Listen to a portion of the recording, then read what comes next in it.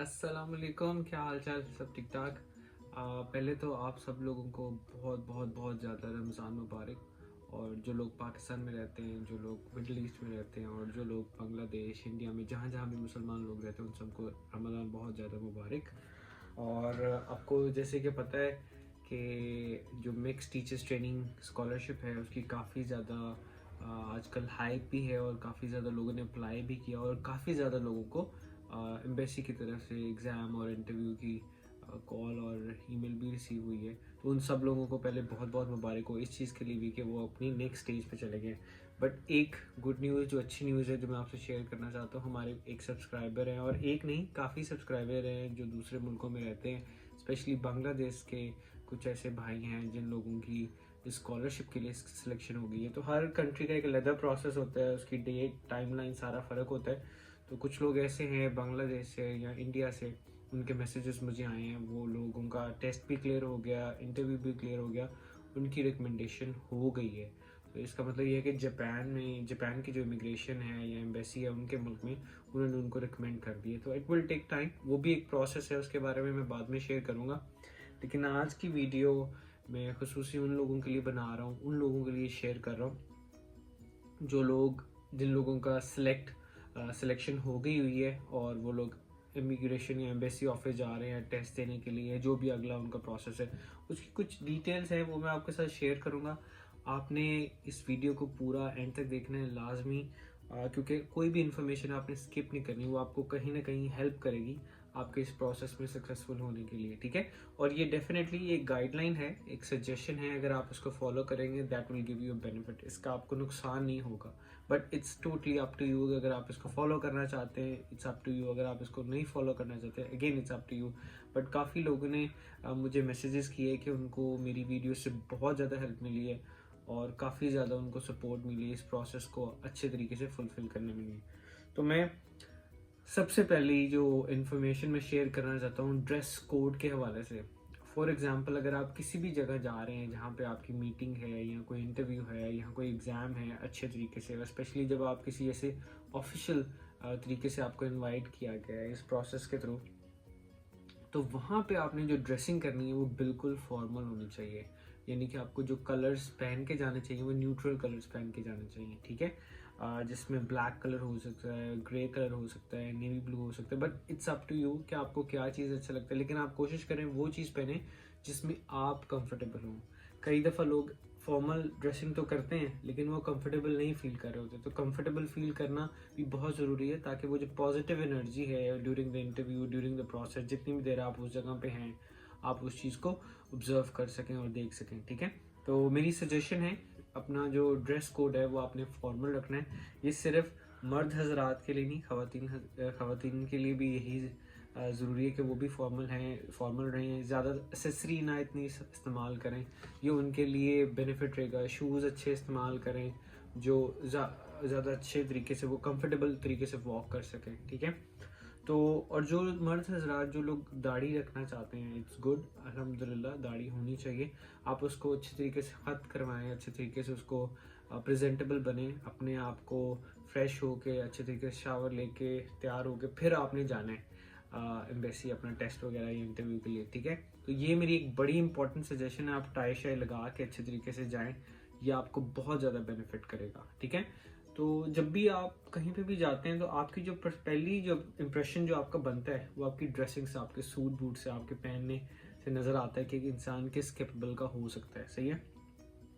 तो ऐसे कुछ सिचुएशंस मैंने खुद भी फेस किए हैं कि वहाँ पे कुछ लोग ऐसे थे जो बहुत कलरफुल कपड़े भी पहन के आए हुए थे, बट वो मुझे as a individual, not as a candidate, as a individual, as a human being, वो मुझे थोड़ा अच्छा नहीं लगा कि इतने ब्राइट कलर, ये सारी चीज़ें। बट ये मेरी अपनी पर्सनल ओपिनियन हो सकती है, but it's up to you. But मेरी सजेशन ही होगी फॉर्मल कपड़े पहने और न्यूट्रल कलर्स में कपड़े पहने और टाई शाई ज़रूर लगाएं। मर्द रात फीमेल भी थोड़ा फॉर्मल होने की कोशिश करें और एसेसरी को ज़्यादा इस्तेमाल ना करें, अपना जैसे आपको कंफर्टेबल फील होता है उस तरह आपने तैयार होना है।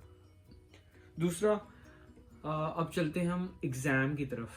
तो एग्ज़ाम होंगे आपके दो दो तरह के एग्ज़ाम होंगे, एक होगा इंग्लिश का एग्ज़ाम, एक होगा जापानीज़ लैंग्वेज का एग्ज़ाम। तो बहुत सारे लोग घबरा जाएंगे कि यार जापानीज़ तो हमें आती नहीं, हम क्या करेंगे। तो इस स्कॉलरशिप के लिए या इस प्रोसेस के लिए आपको जापानीज आना ज़रूरी नहीं है, ठीक है।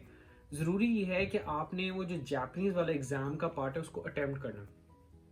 तो सबसे पहले जो आपका एग्ज़ाम शुरू होगा वो इंग्लिश का एग्ज़ाम शुरू होगा। आपको एक सर्टेन टाइम मिलेगा, आप उसको hand written multiple choice question होंगे, आप उसको सर्कल करेंगे। मैंने आपको ऑलरेडी वो एग्जाम्पल्स ऑलरेडी शेयर किए हैं, ऑलरेडी अवेलेबल भी हैं एम्बेसी की वेबसाइट के ऊपर, तो आप वहाँ से भी देखें। अभी क्योंकि टाइम कम है तो आप जितना ज़्यादा हो सकता है उसको आज प्रैक्टिस करें, कल प्रैक्टिस करें और अपना अच्छे से अच्छा दें। तो वो एक टाइम मिलेगा इंग्लिश एग्ज़ाम के लिए आपको, आपने उसको अच्छे तरीके से पढ़ के अपने टाइमली तरीके से उसको आंसर करना है। आपको पेंसिल, रेजर, जो भी वहाँ पे चीज़ें होंगी वो आपको देंगे उसको, ठीक है। तो आपने वो चीज़ें अपनी करनी है, उसी तरह आपने उसको आंसर करना है। तो जब जैसे ही वो टाइम ख़त्म होता है, जैसे वो कंप्लीट होगा, उसके बाद आपका जापानीज़ लैंग्वेज का एग्ज़ाम का टाइम शुरू हो जाएगा। अब ये होता है कि जापानीज जो लैंग्वेज एग्जाम है, मुझे तो जापानीज आती नहीं थी, मुझे भी नहीं आती, और जो अभी लोग जाएंगे उनको भी नहीं आती होगी कुछ लोगों को। अगर कुछ लोगों ने सीखी है तो दैट्स वेरी गुड, ये एक प्लस पॉइंट हो सकता है उनके लिए। तो एग्ज़ाम जो होगा, फॉर एग्जांपल अगर मल्टीपल चॉइस क्वेश्चंस आपको नहीं आते तो उस टाइम को ज़ाया किए बगैर आपने मार्क ज़रूर करना है। आप ऐसे नहीं करेंगे आप उसको खाली छोड़ दें, आपने कोशिश करना है आप हर क्वेश्चन को मार्क करते जाएं। जो भी एक राइट ऑप्शन आपने चूज़ करनी है, सेलेक्ट करनी है, आपने उसको ज़रूर मार्क करना है, ठीक है। तो ये सजेशन होगी। तो जैसे ही आपके ये दोनों एग्जाम्स खत्म हो जाएंगे तो आपको जो नेक्स्ट प्रोसेस होगा, आपको वेट करने के लिए बोला जाएगा। आपने तकरीबन 30 मिनट से 1 घंटा आपने वेट करना होगा। उसकी ड्यूरेशन में आपका वो रिजल्ट चेक करेंगे, आपके एग्जाम्स को चेक करेंगे, क्योंकि वो होगा मैनुअली। और जैसे कि आपके मल्टीपल चॉइस क्वेश्चन होते हैं तो उसकी मार्किंग की बनी होती है, तो इतनी देर में वो आपका चेक हो जाता है। 30 से 1 घंटे में 30 से 60 मिनट में वो चेक हो जाता है। तो वो आपको वेट करना पड़ेगा। आपको एक लॉबी में, जहाँ पे आप सुबह के टाइम इकट्ठे होंगे, वहाँ पे आप लोगों को दोबारा एग्ज़ाम के बाद वहाँ बैठना होगा। तो वहाँ पे जब आप बैठ जाएंगे एग्ज़ाम देने के बाद, आप वेट करेंगे वहाँ पे, तो उसके बाद वो अनाउंस करेंगे, आपके नाम कॉल करेंगे। तो फॉर एग्ज़ाम्पल वो कॉल करते हैं उन लोगों के नाम, जिन लोगों के नाम वो कॉल करते हैं वो लोग इस रूम से बाहर जा सकते हैं, ठीक है। यानी कि वो लोग सिलेक्ट नहीं हुए उस रिटन एग्ज़ाम के बाद। और वो इस तरह की सिचुएशन भी क्रिएट कर सकते हैं, या वो लोगों के नाम लेंगे कि वो यहाँ रुक जाएं जिनकी सिलेक्शन होगी रिटन एग्ज़ाम में, और बाकी लोग बाहर चलेंगे। तो इस तरह वो नाम कॉल करेंगे। तो फिर जिन लोगों के वो नाम कॉल करेंगे, फॉर एग्जांपल कि वो इंटरव्यू के लिए नेक्स्ट स्टेप, जो एग्ज़ाम के बाद नेक्स्ट स्टेप है इंटरव्यू का, वो वहाँ सेलेक्ट हो गए, वो लोग वहाँ बैठ जाएंगे। फिर जब वो लोग वापस बाहर चले जाएंगे, जिन लोगों का नाम जो रिटन एग्ज़ाम में पास नहीं कर सके, वो लोग बाहर चले जाएंगे, तो उनका इंटरव्यू स्टार्ट हो जाएगा दूसरे लोग जो मौजूद होंगे वहाँ पे। जो मुझे याद है तकरीबन आधे लोग रह जाते हैं और आधे चले जाते हैं। तो ये ये कोई हार्ड एंड फास्ट रूल नहीं है कि आधे लोग रुकेंगे। It depends, quality of exam papers के ऊपर डिपेंड करता है, और डिपेंड करता है कि आपकी डॉक्यूमेंटेशन किस तरह की है, ठीक है। तो आधे लोग वहाँ पे फॉर एग्जांपल अगर रुक जाते हैं तो फिर उसके बाद इंटरव्यू का प्रोसेस शुरू हो जाएगा। वो 1 बाय 1 उसका नाम कॉल करेंगे, जिस भी कैंडिडेट को बुलाएंगे उसका इंटरव्यू लेंगे। तो इंटरव्यू की जो ड्यूरेशन होती है वो 5 से 15 मिनट के दरमियान होता है इंटरव्यू, और इट्स अप टू यू कि आप किस तरह उसको आंसर करते हैं। मैंने क्वेश्चन पेपर्स भी शेयर किए, मैंने इंटरव्यू उसकी एग्जांपल भी शेयर किए, मेरे इस चैनल पे अवेलेबल है उनकी वीडियोस, डिटेल्ड वीडियोस अवेलेबल है, आप उसको ज़रूर देखें। तो वो इंटरव्यू जब आपका ख़त्म हो जाएंगे, जब सब लोगों के फॉर एग्जांपल आप इंटरव्यू देते हैं, आपको वही कहते हैं इंटरव्यू देने के बाद फ़ौरन आपने इस गेट से बाहर चले जाना है, आपने वहाँ रुकना नहीं होता, और वो डिटेल्स भी शेयर करते रहेंगे। तो फॉर एग्जांपल जब इंटरव्यू आपका ख़त्म हो जाते हैं, आप बाहर आ जाते हैं, तो विद इन फॉर एग्जांपल अगर आप जुम्मे को ये टेस्ट देते हैं, मैं एग्जांपल कर रहा हूँ, तो आपको मंडे, जो नेक्स्ट मंडे आ रहा है, तब तक अगर आपकी सिलेक्शन हुई है तो आपको डॉक्यूमेंट्स रिसीव हो जाएंगे, डिटेल्ड डॉक्यूमेंट्स रिसीव हो जाएंगे कि आपने सिलेक्शन हो गई है जापान से, जो पाकिस्तान में जापान की एम्बेसी है वहाँ से सिलेक्शन हो गई है, या किसी भी मुल्क में आपकी जो एम्बेसी है वहाँ से सिलेक्शन हो गई। अब वो डॉक्यूमेंट्स आगे प्रोसेस करने के लिए आपको दोबारा भेजने होंगे। वो एक अलहदा सिचुएशन है, अलहदा प्रोसेस है, वो भी इंशाल्लाह अगर आप लोगों का होता है, और अगर आपको कोई गाइडेंस चाहिए, मैं अवेलेबल, मैं उसके ऊपर भी डिटेल वीडियोस बना दूंगा आपको हेल्प करने के लिए। तो आपने अगर वो आपको जवाब आ जाता है तो फिर आपने वो अगला प्रोसेस शुरू कर देना। तो ये सारा एग्ज़ाम का और इंटरव्यू का प्रोसेस है जो मैंने आपसे शेयर करना था। लेकिन मेरी एक हम्बल रिक्वेस्ट यही है कि आप अच्छे से तैयार होकर जाएं, अच्छे से प्रिपेयर होकर जाएं, और सब कुछ अल्लाह के ऊपर छोड़ें। अगर आपने मेहनत की हुई है, अगर आपने कोशिश की है दिल से, तो इंशाल्लाह, और अगर आपके हक में बेहतर है तो ये आपके लिए ज़रूर होगा। ऐसे कई दोस्त हैं जिन लोगों को फर्स्ट स्टेप के बाद नहीं कॉल आई, उनके डॉक्यूमेंट स्क्रीनिंग के बाद नहीं कॉल आई, दैट्स फाइन। उन्होंने कुछ सीख लिया कि डॉक्यूमेंटेशन कैसे हो सकती है। इसके अलावा और बहुत सारी स्कॉलरशिप्स आती हैं, तो वो उसमें भी अप्लाई कर सकते हैं, ठीक है। तो यही इम्पोर्टेंट पॉइंट्स थे जो मैंने आपसे शेयर करने थे, और I really wish you good luck. और मैं उम्मीद करता हूँ कि आप लोगों को भी मौका मिले जापान आने का, जापान से बहुत सारी चीज़ें सीखने का, फिर वो चीज़ें अपने मुल्क में डिलीवर करने का भी। सही है, तो अपना बहुत सारा ख्याल रखें, और अगर मेरी कहीं पे भी आपको ज़रूरत हो प्लीज़ कमेंट करें। मैंने अभी तक जितने भी मैसेजेस मुझे आए, जिस भी वीडियो पे मुझे मैसेजेस आए, मैंने हर एक मैसेज का कमेंट पे रिप्लाई ज़रूर किया है।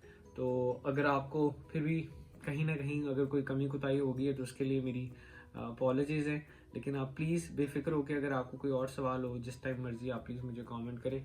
काफ़ी लोग मुझे कहते हैं कि आप अपना ईमेल आईडी शेयर करें, तो ईमेल आईडी शेयर ना करने का मेजर रीज़न ये है कि आई वांट कि जो भी सवाल आपका है वहाँ पे आप शेयर करें, ताकि बाकी लोगों को भी हेल्प हो जाए, ठीक है। ताकि अभी कई लोग ऐसे होते हैं वो मुझसे पूछते हैं कि प्रोसेस बता दें क्या है, इस चीज़ को बता दें क्या है, तो वो जो क्वेश्चंस होते हैं ना कई दफ़ा वो भी एक दूसरे को हेल्प करते हैं चीज़ों को सॉर्ट आउट करने में, समझने में, ठीक है। तो इसलिए मैं चाहता हूँ कि वहाँ पे ही बात हो और वहाँ पे हम लोग चीज़ों को डिस्कस करें अच्छे तरीके से। तो अपना बहुत सारा ख्याल रखें। I wish you very good luck, और जब भी अल्लाह करे अगर आपका हो जाता है प्लीज़ डू कॉन्टेक्ट मी, और सब एक दूसरे के साथ शेयर करें और सब लोग एक दूसरे की मदद करें, ठीक है। अल्लाह हाफिज़।